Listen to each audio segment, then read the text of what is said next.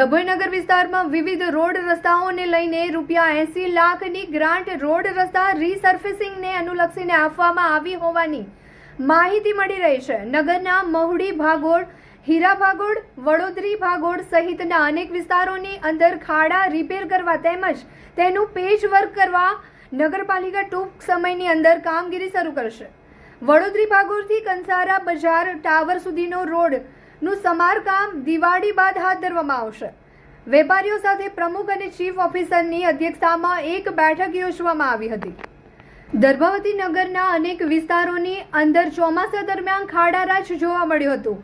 ખાડાઓનું પુરાણ, patchwork સહિત વિવિધ road રસ્તાઓ સારા અને લોકોને અવરજવરમાં સરળ રહે તે માટે નગરપાલિકાને રોડ રસ્તા રીસર્ફેસિંગ માટે ₹80 લાખની ગ્રાન્ટ મળવા પામી છે। આ ગ્રાન્ટ થકી ડભોઈ નગરના વિવિધ વિસ્તારોમાં જ્યાં રોડ ઉપર ખાડા તેમજ પેચવર્કની તાતી જરૂર હોય, પાલિકા દ્વારા વરસાદ રોકાવાની સાથે જ કામગીરીને વેગ આપવામાં આવશે। ડભોઈ નગરપાલિકા પ્રમુખ બીરેન શાહ તેમજ ચીફ ઓફિસર જયકિશન તડવીના અધ્યક્ષતામાં ડભોઈ નગરના વડોદરી ભાગોળથી કંસારા બજાર ટાવર સુધીના માર્ગનું આરસીસી નવીનીકરણ માટેની જે ગ્રાન્ટ મંજૂર થઈ છે તેને લઈને જે વિસ્તારના વેપારીઓ સાથે એક બેઠક યોજવામાં આવી। રોડની કામગીરી ક્યારથી શરૂ કરવી તેને લઈને વેપારી સાથે ચર્ચા બાદ વરસાદને ધ્યાનમાં લઈ આગામી દિવાળી તહેવાર બાદ આ રોડનું કામ શરૂ કરવામાં આવશે। દર્ભાવતી નગરના અનેક વિસ્તારોની અંદર ચોમાસા દરમિયાન ખાડારાજ જોવા મળ્યું હતું।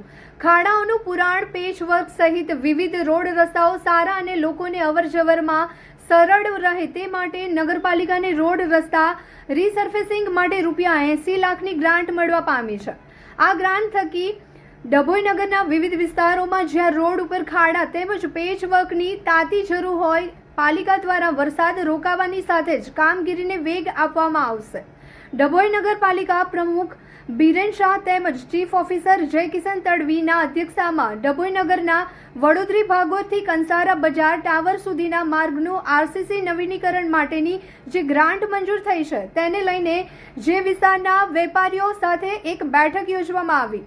રોડની કામગીરી ક્યારથી શરૂ કરવી તેને લઈને વેપારી સાથે ચર્ચા બાદ વરસાદને ધ્યાનમાં લઈ આગામી દિવાળી તહેવાર બાદ આ રોડનું કામ શરૂ કરવામાં આવશે તેવો નિર્ણય કરવામાં આવ્યો હતો। નગરની સુખાકારી, નગરના વિવિધ રોડ રસ્તા પર અવરજવર સરળતા રહે તે માટે નગરપાલિકા સતત કાર્યશીલ રહેશે અને પ્રમુખ બીરેન શાહ દ્વારા જણાવવામાં આવ્યું હતું। ચોમાસાને ધ્યાનમાં લઈ સરકાર તરફથી રીસર્ફેસિંગની ગ્રાન્ટનું ટેન્ડરિંગ થઈ ગયું અને વર્ક ઓર્ડર 20/8ના રોજ થઈ ગયો છે।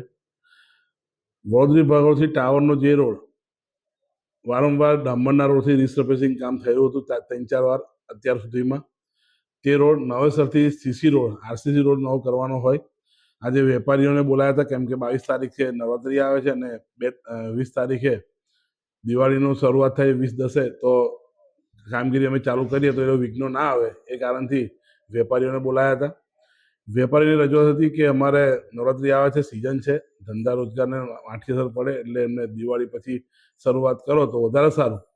જેથી અમે હું અને ચીફ ઓફિસર છે અને કારોબારી ચેરમેન સાથે રહી નિર્ણય એવો લીધો છે કે જે રોડ રીસર્ફેસિંગમાં કરવાનો છે વડોદરી ભાગોળથી ટાવરનો, એ રોડને પ્રાથમિકતા થોડાક લેટ આપીશું, મહિના પછી એટલે કે દિવાળી પત્યા પછી એ કામગીરી એને ચાલુ કરીશું જેથી કરીને કોઈ વેપાર ધંધાને નુકસાન ના થાય।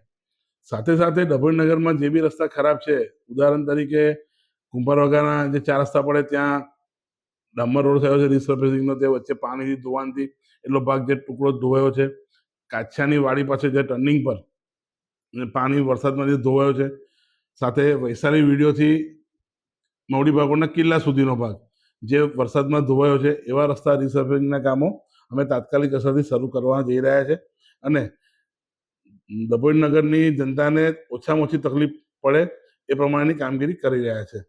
આ સાથે સાથે ડેપોથી બાગ પાસે જે કામ થયું છે જેમાં ગટર લાઈન નાખી હતી અને રોડ બેસી ગયો છે, એનું બી રીસર્ફેસિંગનું કામ આવરી લેવામાં આવશે।